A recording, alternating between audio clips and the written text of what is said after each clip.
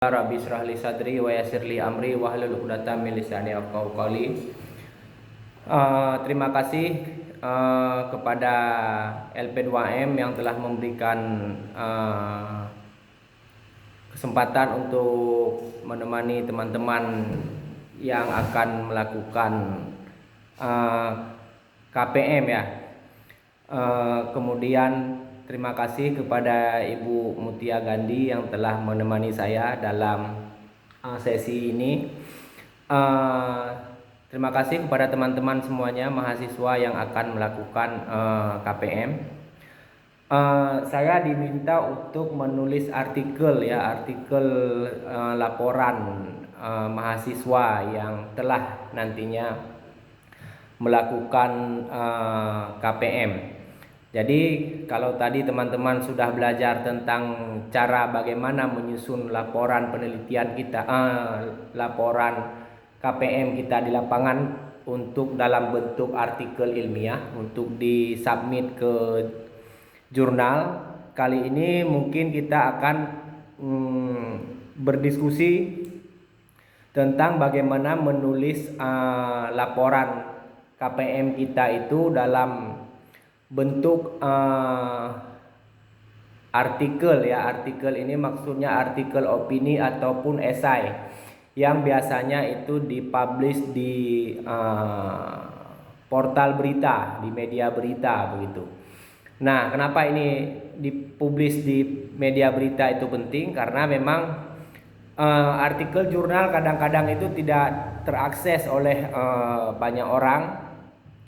Tetapi kalau artikel atau opini atau esai di portal berita itu sifatnya itu lebih cepat, lebih mudah diakses oleh banyak orang. Jadi istilahnya kalau artikel jurnal itu sifatnya ilmiah dan cenderung bercitra itu adalah konsumsi insan akademik. Tetapi menulis di portal berita itu lebih mengarah kepada itu kita sedang berdiskusi dengan masyarakat umum, masyarakat banyak. Jadi bisa diistilahkan menulis di artikel di portal itu, menulis di esai atau opini itu adalah menulis untuk rakyat gitu ya. Karena itu menjadi konsumsi banyak orang. Jadi pentingnya hal ini, jadi kita tidak hanya punya keahlian dalam bidang menulis ilmiah yang bersifatnya akademik oriented, tetapi ini juga bersifat menulis untuk khayalak ramai begitu ya. Jadi bahasanya yang digunakan juga tidak terlalu sama dengan bahasa untuk artikel ilmiah. Dalam hal ini saya tidak punya banyak persiapan untuk dibagikan kepada teman-teman. Tapi saya ada buat slide yang tidak terlalu formal untuk bisa berdiskusi dengan teman-teman. Saya coba share ya, bisa nggak ya? Ini dia. Nah, ini dia. Nah, ini sudah muncul ya di layar ya? Iya Pak, sudah muncul. Iya, sudah muncul di layar mengenai biar nggak lihat Bapak aja, nanti mana tahu bosan lihat Bapak. Bisa lihat langit biru ini gitu ya. Yaitu teknik penulisan laporan KPM. Tetapi ini sekali lagi saya tekankan ini adalah berorientasi menulis esai gitu ya. Karena dia adalah bentuknya esai atau opini, jadi dia tidak terlalu sifatnya ya, tidak terlalu ilmiah, tetapi dia itu tetap adalah merupakan sebuah karya ilmiah. Jadi artikel laporan KPM itu pada poin pertama dia adalah karya ilmiah, bukan fiksi ya. Kalau fiksi itu kan kita menulis puisi, kita menulis roman, menulis fabel, menulis cerpen, menulis novel. Itu adalah melakukan kerja penulisan fiksi. dia itu bukan menyampaikan kisah nyata, tetapi kisah-kisah imajinatif yang diciptakan oleh imajinasi kita, alam imajinasi. Nah, karena ini bicara alam imajinasi, kemudian selanjutnya kita akan bicara tentang bagaimana teknik menuliskan laporan hasil daripada pengalaman kita di KPM nanti. Maka lebih awal ada baiknya saya kira kita menjelaskan dulu bagaimana klasifikasi daripada bagaimana intelek manusia itu bekerja, supaya nanti kita bisa dapat pembedaan yang jelas antar jenis-jenis tulisan. Saya katakan tadi artikel KPM itu bukan karya fiksi, karena karya fiksi itu adalah karya dari hasil imajinasi. Jadi jiwa manusia itu ada fakultas-fakultasnya, bukan fakultas kampus ini ya. Dia adalah pembagian daripada daya-daya jiwa manusia. Pertama itu kan ada daya indera. Indra, kita mengindra dengan 5 panca indera kita, yaitu dengan mata, dengan hidung, dengan telinga, dengan kulit, dengan lidah gitu ya, ada 5. Nah, itu adalah objek-objek indrawi. Nanti teman-teman di lokasi KPM ya, 5 indera itulah yang teman pakai menjadi basis data utama. Jadi teman-teman nanti untuk mendapatkan data atau berpengalaman ketika di KPM, ketika misalnya soal apabila ditanyai orang apa yang harus saya tulis di laporan KPM saya, jawab. Dia ada beberapa tingkatan sumber data. Nanti kalau kita nulis skripsi pun begini dia sifatnya. Karena kita menulis laporan KPM, maka basis utamanya itu adalah empirik, yaitu yang indrawi. Indra itu dari 5 hal itu. Jadi nanti ketika teman-teman di lokasi KPM, 5 indra itu harus dihidupkan. Begitu istilahnya. Matanya itu harus betul-betul hidup, ya. Kemudian telinganya hidup, dan 3 indera lainnya, hidung dan segala macam itu harus hidup di sana. Jangan misalnya matanya hidup, telinganya nggak hidup di sana nanti. Jangan telinganya hidup, penciumannya kurang hidup. Nah, ini 5 hal ini adalah hal yang menjadi sumber data utama daripada kita turun ke lapangan nanti. Dan dari sinilah sumber utama kita menulis esai atau opini KPM itu nanti. Sudah ada yang pertama sudah kita jelaskan, yaitu daya jiwa indera. Kemudian daya jiwa inteleksi, yaitu bernalar, memaknai, dan beropini nanti. Kalau kita menulis esai itu ada opininya. Tetapi esai dengan opini itu kadang-kadang orang membedakan, tapi sebenarnya dia tidak punya perbedaan yang sangat signifikan. Kenapa? Karena opini itu sifatnya esai juga. Esai itu juga berisi opini. Jadi itu pasti adalah hal yang meniscayakan menggunakan penalaran, pemaknaan oleh kita. Jadi 5 indera yang kita pakai tadi untuk melihat fakta-fakta di lapangan, kemudian fakta itu diolah oleh pikiran kita terlebih dahulu. Jadi pikiran kita memberikan makna, memberikan tafsir, memberikan perspektif, memberikan penilaian terhadap apa yang kita amati dari data yang kita himpun dari pengalaman KPM itu.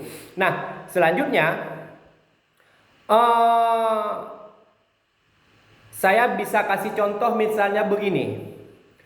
Ketika di lapangan teman-teman misal ya, ini contoh biar mudah, melakukan praktik KPM misalnya membuat praktik menghidupkan kembali permainan-permainan tradisional bagi anak-anak misalnya. Jadi praktik yang teman-teman lakukan itu ya mempraktikkan, mengajak anak-anak di lokasi KPM itu untuk mengenal kembali permainan-permainan tradisional. Jadi dalam praktiknya misalnya kita main misalnya galasing misalnya ya. Nah, dalam praktik permainan itu kan indera itu terpakai semuanya. kita pakai indera penciuman, kita pakai indera penglihatan, indera perasa dan segala macam. Nah, itu adalah kerja-kerja empiriknya. Kemudian bagaimana kita memaknai permainan itu tadi, bagaimana memaknai pengalaman di lapangan itu tadi, bagaimana kita memberikan perspektif kepada permainan itu adalah kerja daripada inteleksi kita. Jadi karya ilmiah itu adalah karya yang memaknai pengalaman empirik itu dengan penalaran kita. Jadi ini bukan sekedar mengada-ada, tetapi kerja daripada pikiran kita adalah memberikan makna, memberikan tafsir dari realitas yang nyata.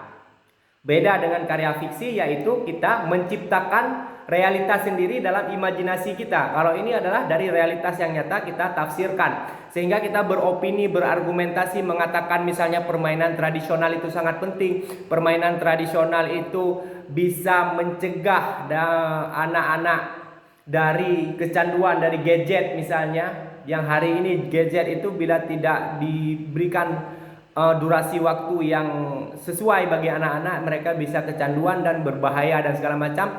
Nah, mengatakan ini berbahaya, mengkhawatirkan ini adalah suatu yang bisa mengancam masa depan dan segala macam, itu kan adalah kerja-kerja pemaknaan kita. Jadi kita menggunakan indera dan memberikan pemaknaan. Kalau kita sudah mengaktifkan indera dengan baik, kemudian mampu memberikan pemaknaan yang baik, itu berarti kita sudah melakukan penguasaan, sudah menguasai prasyarat ya. Masih prasyarat untuk bagaimana kita dapat melakukan penulisan yang baik. Nah, karena dia adalah karya ilmiah, maka tentu walaupun dia sifatnya adalah opini, yang diikuti adalah tentu adalah kaidah daripada penulisan ilmiah yang ada. Bagaimana penulisan ilmiah? Problem hari ini adalah kita kurang mampu menulis secara ilmiah. Bahasa tulisan itu yang masih kita belum kuasai. Mungkin teman-teman ketika update status di sosial media itu bisa menulis sampai 1 halaman misalnya, tapi jangan-jangan itu bukan bahasa ilmiah. Hampir dapat dipastikan itu bukan bahasa ilmiah. Bahkan tidak hanya itu bukan bahasa ilmiah, tetapi bisa jadi itu adalah bukan daripada bahasa tulis. Jadi itu bahasa ngobrol, bahasa percakapan. Jadi bahasa percakapan dengan bahasa ilmiah, bahasa tulis itu beda. Nah, banyak orang memang hampir semuanya itu di sosial media itu bukan bahasa tulis, tetapi bahasa ngobrol. Sehingga walaupun kamu itu setiap hari rajin menulis status di sosial media, ketika kamu diminta untuk mengerjakan sebuah karya tulis, itu belum tentu mampu, karena yang kita biasakan di sosial media itu adalah bahasa percakapan, bukan bahasa tulis. Bahasa tulis saja belum tentu yang kita lakukan sehari-hari itu, apalagi bahasa ilmiah. Nah, kalau bahasa ilmiah itu dia berarti harus mengikuti daripada kaidah-kaidah ilmiah, kaidah-kaidah penalaran dalam bahasa. Berarti dia harus mengikuti kaidah sistematis dalam menulis. Jadi alur pemikiran daripada kaidah menulis itu harus ada. Jangan nanti misalnya kadang-kadang banyak kita temukan itu menulis kalimat saja orang belum bisa. Prasyarat kalimat itu apa misalnya? Kalimat itu ada subjeknya, ada predikatnya. Ketika ada predikat biasanya dia punya kopula. Nah, ini baru tingkat klausa. Kemudian bagaimana menulis kalimat yang utuh? Dia harus ada keterangan dan segala macam. Jadi syarat kalimat itu dulu yang perlu kita kuasai. Kemudian bagaimana pengalaman itu bisa kita terjemahkan dalam kalimat. Nah, kalau kita mampu melakukan ini berarti kita hampir bisa melakukan setengah daripada kegiatan menulis. Jadi apakah kita mampu menciptakan pengalaman kita atau opini kita dari pengalaman ke dalam sebuah kalimat yang sempurna? Nah, kalau ini sudah bisa berarti kita sudah melakukan setengah daripada pekerjaan menulis. Misalnya ketika saya mengatakan permainan tradisional adalah sebuah kegiatan bagi anak-anak di desa fulan yang mampu membuat mereka terhindar dari kecanduan gadget yang berlebihan. Di sini ada pemaknaan saya terhadap pengalaman yang pernah saya lakukan. Ini contoh ya. Saya misalnya pernah turun ke desa A, lalu saya praktikkan permainan tradisional kepada anak-anak di desa A itu misalnya. Kemudian saya ambil pemaknaan, ambil kesimpulan setelah saya melakukan kajian itu. Lalu saya buat itu, apa yang saya lihat, kemudian apa yang saya maknai dari apa yang saya lihat itu saya tafsirkan, saya artikulasikan dalam kalimat. Ketika kita sudah mampu melakukan itu, berarti kita sudah punya setengah kemampuan daripada menulis. Saya ulangi contohnya misalnya, permainan tradisional di desa A mampu mengurangi kecanduan gadget pada anak-anak. Nah, itu adalah sebuah kalimat lengkap. Dia sudah ada subjek, ada predikatnya, tentu ada kopulanya, ada keterangan. Nah, itu adalah kalimat yang saya buat dari pengalaman dan pemaknaan saya. Jadi saya sudah melakukan daya indrawi tadi yang saya katakan. Kemudian kita sudah melakukan penalaran daripada yang kita indrai itu. Nah, kemudian itu syarat awal, prasyarat ya, bagaimana membuat kaidah penulisan ilmiah. Berarti bukan saya ada-adakan, bukan saya imajinasikan ya.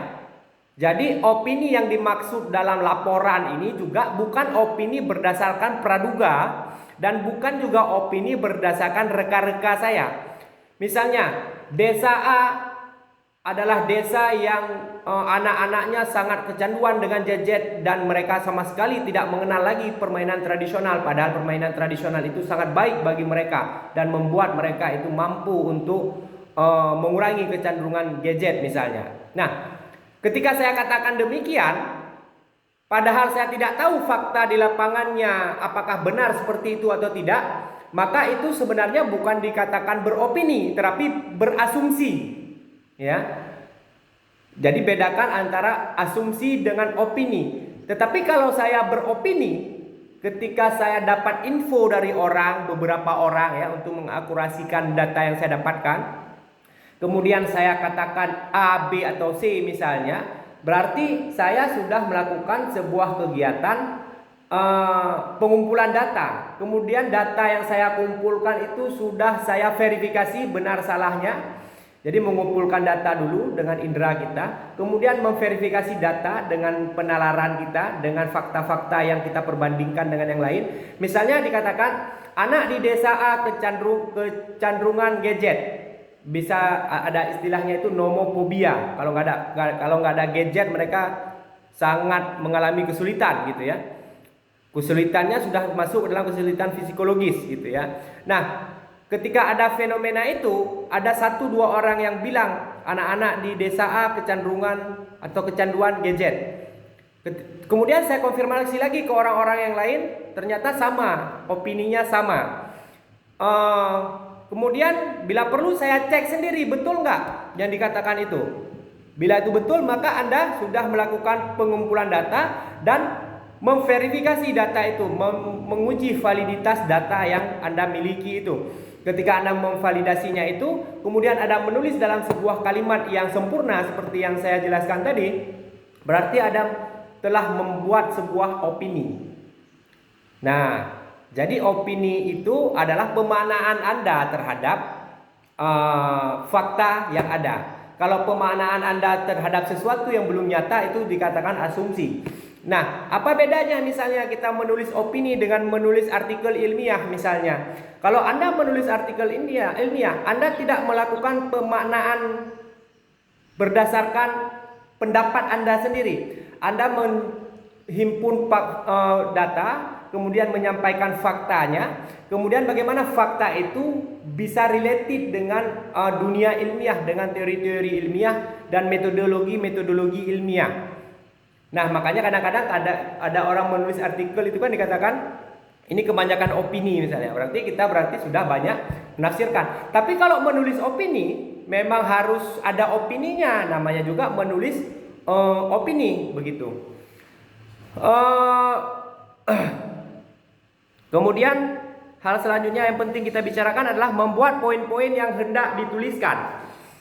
Anggap saja kita sudah mampu bagaimana data kita himpun, kemudian kita pastikan data itu valid, kemudian data itu kita berikan tafsir oleh diri kita sehingga dia menjadi sebuah, lalu data yang dihimpun dan ditafsirkan itu diartikulasikan dalam sebuah kalimat sehingga dia bisa dikatakan sebagai kita sudah mampu menulis kalimat yang baik dan benar, mampu membuat opini dalam bentuk kalimat yang baik dan benar gitu ya.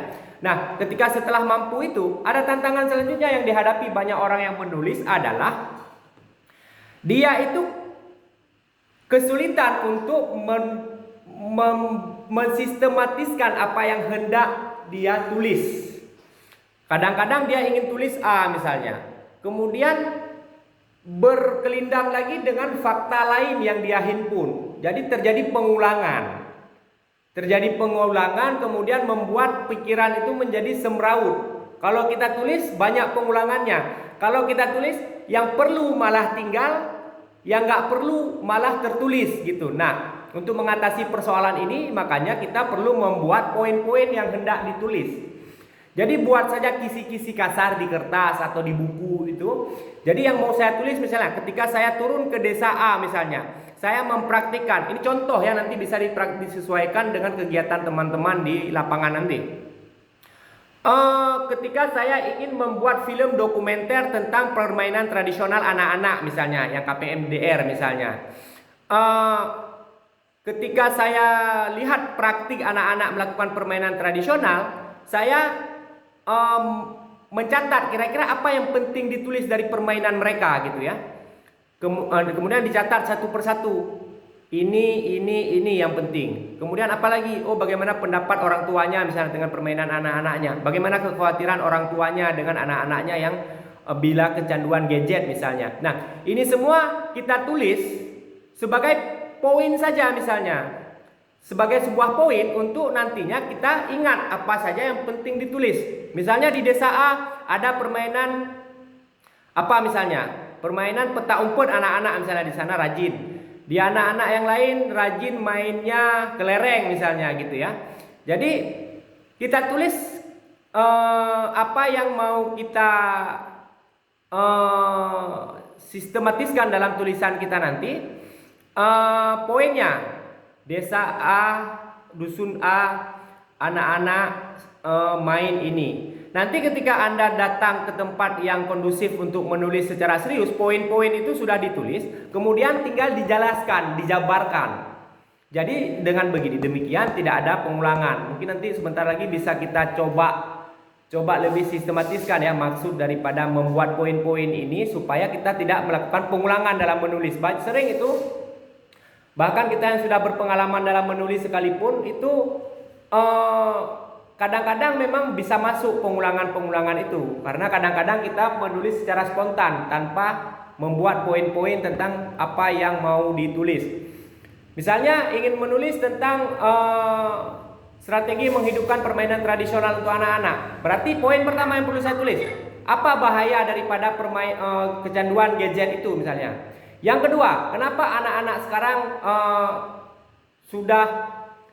apa yang menyebabkan anak-anak kecanduan gadget? Yang ketiga, kira-kira apa alternatif yang bisa diberikan untuk mengatasi persoalan kecanduan gadget itu? Yang keempat misalnya, apakah permainan tradisional itu bisa mengurangi kecanduan gadget? Yang kelima misalnya, bagaimana membuat anak-anak bisa menyukai kembali permainan tradisional, lalu dibuat langkah-langkah selanjutnya. Nah, itu berarti kita sudah mulai melakukan sesuatu secara sistematis, tidak melakukan pengulangan-pengulangan. Makanya berpikir yang baik dan benar itu penting sebagai prasyarat bagi kita untuk menulis, supaya kalimat yang kita sampaikan itu, maksud yang ingin kita sampaikan bisa tersampaikan dengan baik dalam tulisan. Kemudian tulisan kita juga menjadi sistematis, tidak ada pengulangan, betul-betul yang ingin kita tulis yang tersampaikan begitu ya. Nah, kemudian merumuskan sistematika penulisan. Seperti saya katakan tadi, bila dia adalah sebuah laporan lengkap, Berarti kalau laporan lengkap kan dia ada pendahuluan minimal ya. Minimal ada pendahuluan, pembahasan, dan kesimpulan atau penutup. Nah, ini belajar untuk sistematis. Kemudian di pendahuluan itu kita sistematiskan lagi. Kira-kira di pendahuluan saya mau nulis apa? Kalau contohnya masalah menghidupkan permainan tradisional misalnya, berarti saya menjelaskan bagaimana fenomena anak-anak kecanduan gadget. Kemudian menuliskan bagaimana keresahan orang tuanya misalnya. Kemudian di pendahuluan kadang-kadang orang menulis bagaimana cara saya mengumpulkan data itu misalnya. Bisa kita katakan misalnya ini adalah artikel yang membahas tentang ini adalah esai yang esai ini ingin menjelaskan hanya ingin membatasi persoalan pada apa misalnya. Tetapi kalau itu tidak dijelaskan karena kalau dia adalah bentuk esai populer itu tidak dijelaskan apa metode yang ingin Anda lakukan. Tinggal mengatakan misalnya berdasarkan pengalaman KPM di desa bulan-bulan misalnya. Berarti orang sudah tahu sumber data Anda dari mana begitu ya. Kemudian pembahasan juga ada sistematisnya atau subjudul-subjudulnya, apa saja yang paling penting yang untuk disampaikan dalam laporan Anda itu. Apakah pertama misalnya persiapan Anda pergi KPM, yang kedua bagaimana kesan Anda dengan masyarakat di sana, bagaimana Anda merencanakan program KPM, bagaimana Anda mampu mempersuasi masyarakat dan Anda mampu berinteraksi dengan masyarakat sampai interaksi itu menjadi cair. Kemudian bagaimana Anda menawarkan program kepada masyarakat, lalu bagaimana masyarakat merespon program-program yang Anda bawa, kemudian apa efek yang dapat diambil daripada program yang Anda bawa itu, bagaimana perubahannya pada masyarakat. Nah, itu kan sistem daripada menulis isi. Kemudian menyimpulkan. Di masa persoalan di menyimpulkan itulah kita tidak meresume apa yang kita tuliskan di isi tadi, tetapi kita hanya melakukan penegasan terhadap apa yang akan kita tulis, dan kita menunjukkan sebuah pembuktian akurat melalui narasi bahwasanya yang kita lakukan itu bagaimana dibingkai dalam sebuah kalimat atau paragraf yang sederhana. Jadi membuat penutup dari artikel atau penutup daripada esai itu bukan melakukan pengulangan, tetapi penegasan atau standing daripada isi daripada esai yang dibuat. Kemudian akurat berdasarkan data empiris, saya kira sudah tadi. Kemudian sistematis, rasional. Kemudian ini teknik umum ya dalam menulis ilmiah. Anggap saja kita sudah mampu menulis ilmiah dengan baik dan benar. Kemudian bagaimana langkahnya dalam langkah praktis dalam menulis ini ya. Yang pertama adalah menentukan ide, topik, dan tema. Idenya sudah jelas misalnya ya. Contoh lagi yang sama saya buat biar mudah dipahami. Menentukan ide, yaitu kita ingin menunjukkan hasil kerja kita di KPM. Topiknya apa? Laporan KPM tentunya. Temanya sesuai dengan kegiatan KPM Anda. Itu sudah clear. Kemudian menyusun kerangka artikel, pendahuluannya. Ini sama seperti kerangka ini ya, daftar isi ya. Pendahuluan apa saja di pendahuluan, biasanya kan latar belakang. Kemudian sistematikanya seperti apa. Kemudian bagaimana cara Anda mengambil data di masyarakat dengan terlibat aktif, seperti apa keterlibatan aktif Anda begitu ya kalau di pendahuluan. Kemudian diisi seperti yang saya sudah contohkan tadi. Kemudian mencari referensi dan rujukan yang kredibel. Jadi opini sekalipun dia itu adalah punya referensi data ilmiahnya. Selain daripada data empirik, dia juga punya acuan referensi ilmiah. Baik itu esai maupun opini. Kita lihat misalnya opini-opini di koran atau esai-esai yang ditulis orang, itu dia buat juga daftar catatan pustaka, biasanya innote ya, nama kemudian tahun saja biasanya paling sering itu. Nah, itu untuk menunjukkan bahwasanya apa yang kita argumentasikan itu bukan sesuatu yang asing. Kita memberikan makna, memberikan tafsir, memberikan perspektif terhadap data lapangan yang kita himpun. Tetapi dalam memaknai itu tidak hanya omong kosong, tapi kita punya standing ilmiah. Makanya opini itu disebut karya ilmiah, esai disebut karya ilmiah.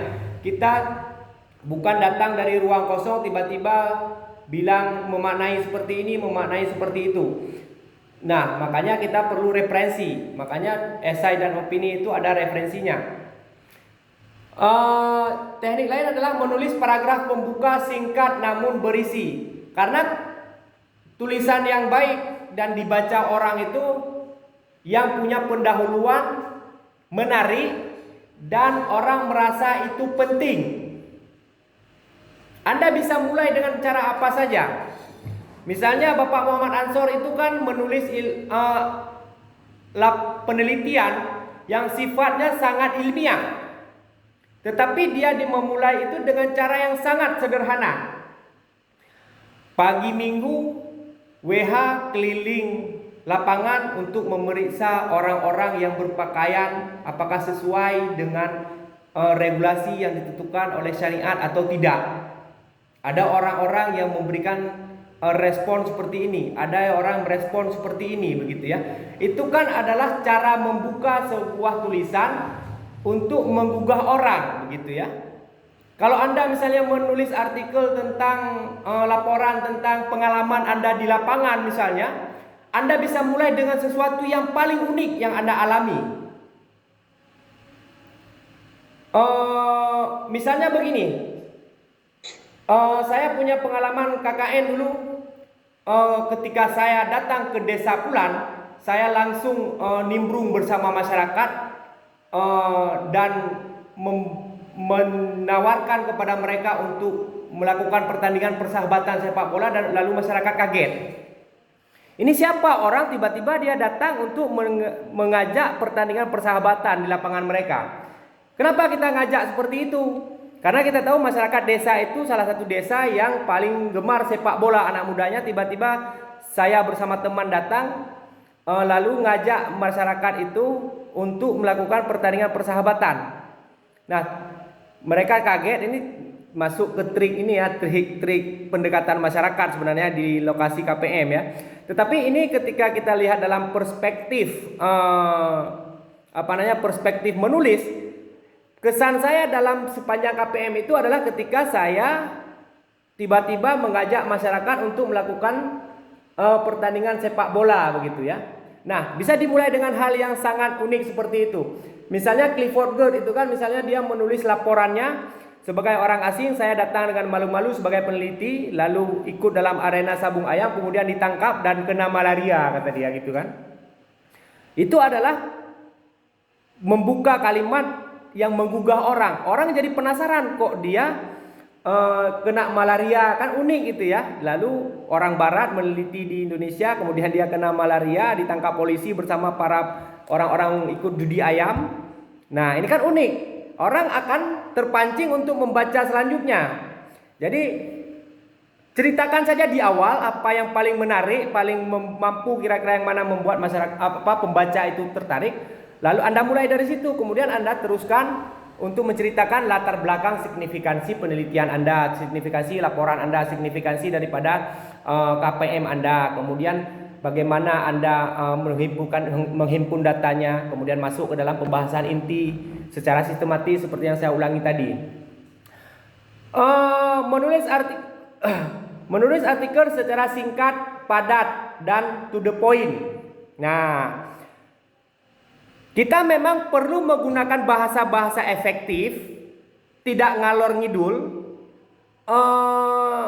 padat, tetapi tidak berat gitu ya. Bahasanya padat, tidak berat. Nah, bukan juga menceritakan hal yang tidak penting. gitu ya. Kadang-kadang hal yang unik itu sangat penting, tapi kita harus mampu menceritakannya dengan penggunaan kalimat yang paling efektif. Banyak hari ini penulis-penulis yang ada, kita lihat mereka menulis cuma mau bilang satu hal aja misalnya. Misalnya dia cuma mau bilang mahasiswa, contoh ya, mahasiswa itu kalau kuliah di cuaca hujan, mereka jadi kurang fokus kuliah misalnya. Dia cuma mau bilang itu. Mahasiswa kurang fokus kuliah bila hujan. Padahal kan selesai dalam satu kalimat. Tetapi dia pakai bahasa yang memutar-putar, istilahnya apa? Itulah ngalor ngidul itu word ya. Mahasiswa bila hujan saya lihat seperti tidak ingin belajar. Titik.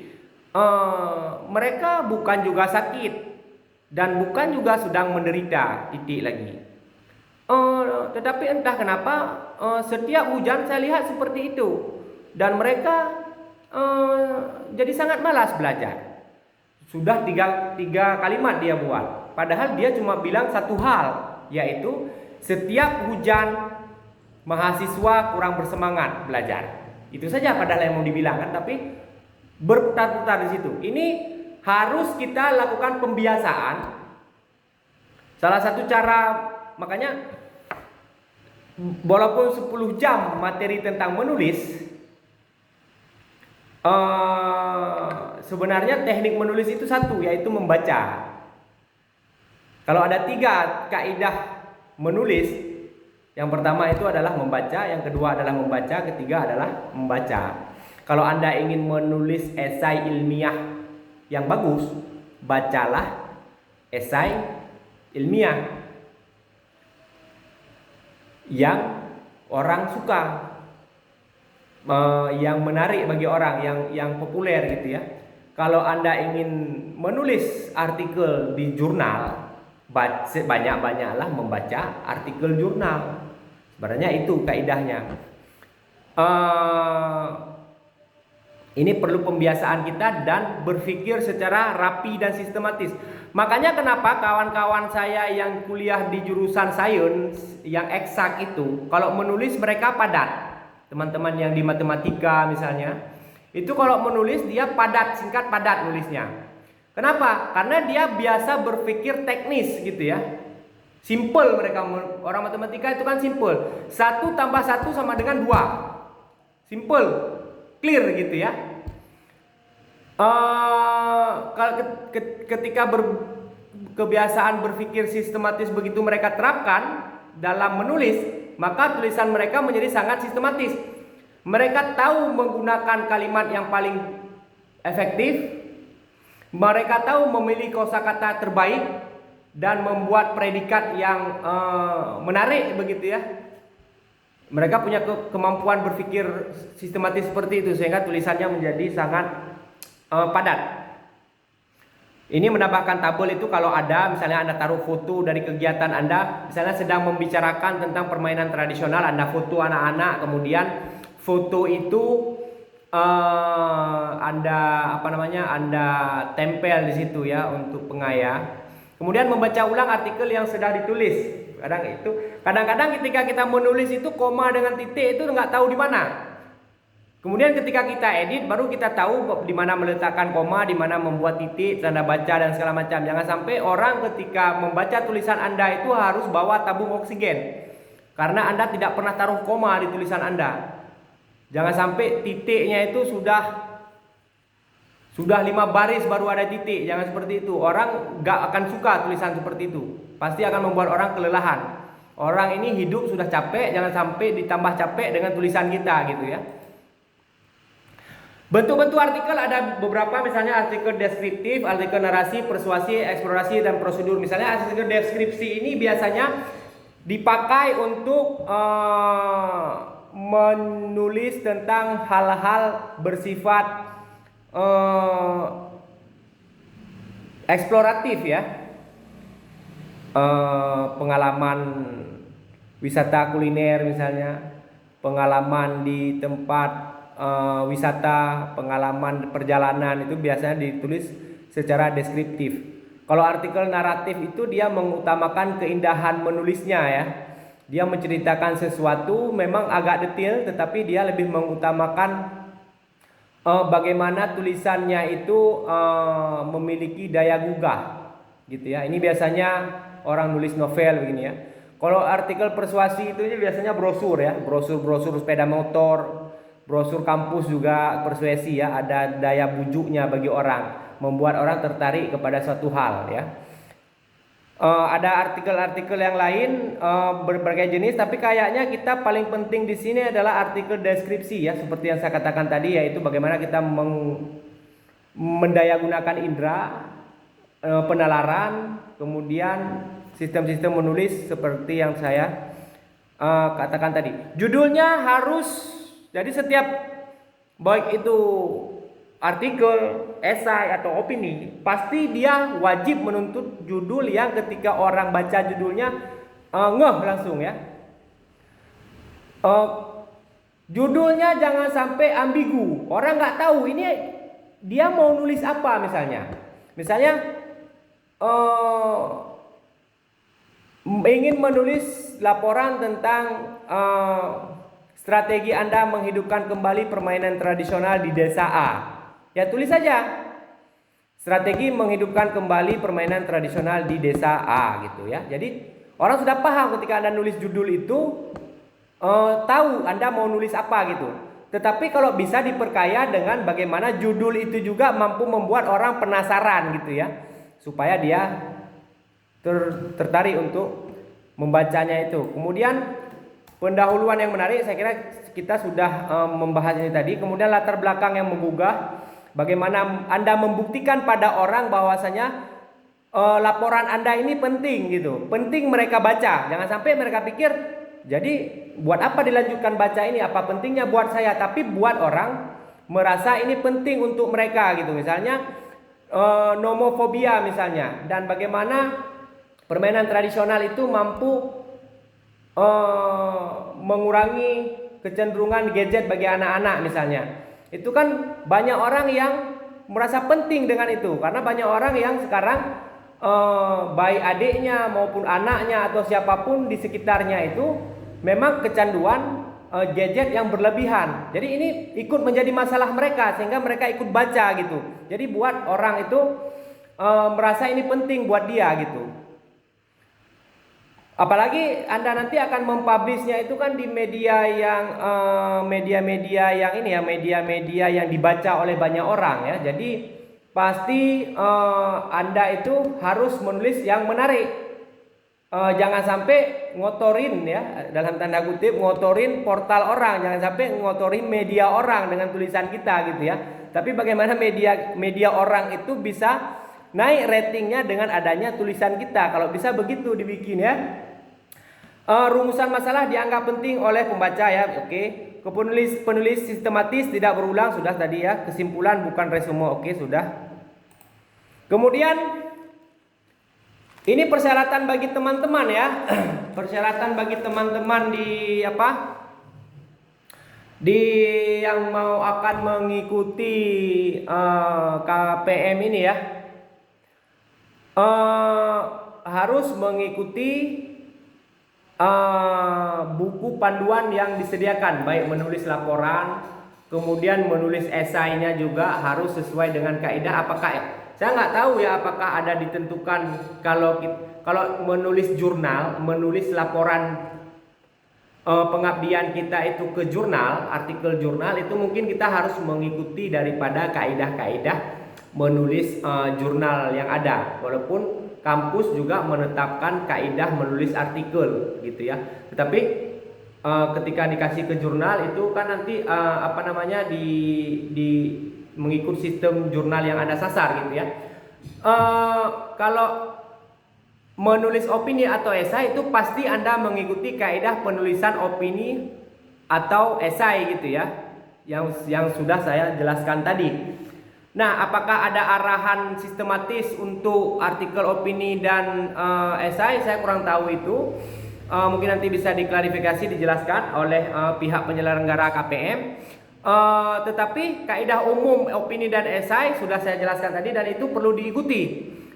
Tetapi laporan hasil KPM yang diserahkan ke pihak penyelenggara KPM itu memang harus mengikuti kaidah yang ditetapkan oleh KPM dan itu ada kaidahnya, ada panduannya begitu ya.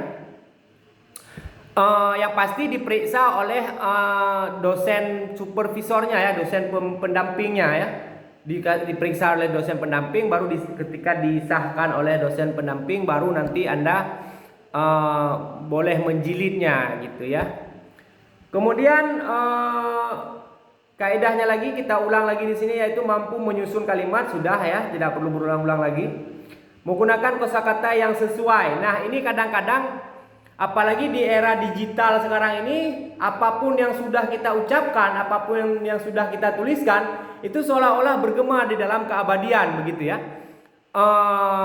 Jadi jangan sampai menulis dengan bahasa-bahasa yang kurang pantas, melabelkan atau memberikan predikat-predikat dengan predikat yang kurang baik begitu ya. Jadi caranya bagaimana? Salah satunya adalah kita punya keahlian ya, ini walaupun tingkat intermediate juga dalam kemampuan menulis kita. Yang pertama, ini sebenarnya kita sudah pelajari ini di sekolah ya, walaupun kita lupa ya, karena kita semua kan sudah SMA ya, walaupun MAN atau apa, yang jelas tingkat SMA kan ada. Kita kan sudah belajar sinonim, homonim, antonim gitu ya di pelajaran semantik atau di sekolah itu kan pelajaran bahasa Indonesia gitu ya. Nah, ketika Anda ingin menuliskan sesuatu, tetapi kira-kira kosakata yang saya pakai ini kayaknya kurang sopan gitu ya, maka Anda bisa mencari sinonim atau padanan-padanan kata yang lain yang tetapi tidak menghilangkan hakikat daripada makna yang akan Anda sampaikan begitu ya. Kalau kadang-kadang menggunakan istilah kata ini kayaknya kurang sesuai dengan yang saya inginkan, sehingga Anda bisa mencari padanan kata lain dalam menulisnya, sehingga Anda bisa pakai kata-kata yang lain gitu ya.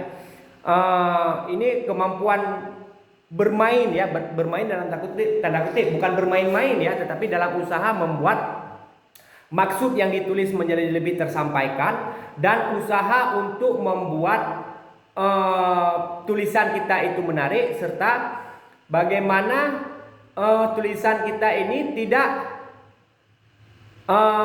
menjadi keabadian yang negatif gitu ya, yaitu dia menggunakan bahasa yang lebih santun, lebih tidak membuat orang marah begitu ya. Jadi kosakata ini perlu dipilih. Kadang-kadang kan dalam sinonim ini kan ada kata yang lebih umum gitu ya, ada kata yang lebih khusus gitu ya. Jadi kata-kata itu mana lebih umum lebih khusus itu kadang-kadang perlu dipakai. Kadang-kadang kita perlu pakai kata yang lebih khusus gitu ya, untuk lebih mewakili daripada yang ingin kita sampaikan. Tetapi kalau terlalu khusus nanti takut ada orang yang akan merasa tersinggung begitu ya. Nah, ini pilihan-pilihan ini ada pada kita dan ini harus kita. Jadi kenapa orang bisa punya tulisan yang bagus padahal idenya sama? Itu biasanya itu karena orang yang punya penguasaan kosakata yang lebih baik, dia itu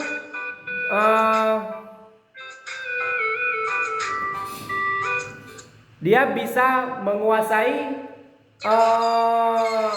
kosakata yang banyak. Dia jadi punya penguasaan sinonim yang banyak, sehingga dia mau pilih kata apa itu punya konotasi yang lebih berbeda gitu ya. Homonim juga seperti itu, dia mampu memilih kosakata yang sesuai dengan apa yang dia maksudkan. Kadang-kadang kosakata ini dianggap tidak sesuai, bisa dipahami lagi. Kemudian dipercepat biar kita buka sesi pertanyaan. Oke, ini kira-kira yang terakhir ya, menulis adalah bahasa tulis bukan bahasa tutur. Nah, ini sudah kita uraikan tadi, tidak perlu kita ulangi. Saya tegaskan di sini, bahasa menulis itu tidak sama dengan bahasa mengobrol gitu ya. Jadi bahasa menulis adalah bahasa tulis, bukan bahasa ngobrol. Kita perlu memahami kembali bagaimana membuat sebuah kalimat, kemudian bagaimana indera kita, kemudian nalar kita terartikulasi dalam subjek, predikat, dan keterangan yang baik dan benar. Saya kira demikian. Saya kembalikan kepada Ibu Moderator. Terima kasih. Terima kasih Pak Miswari.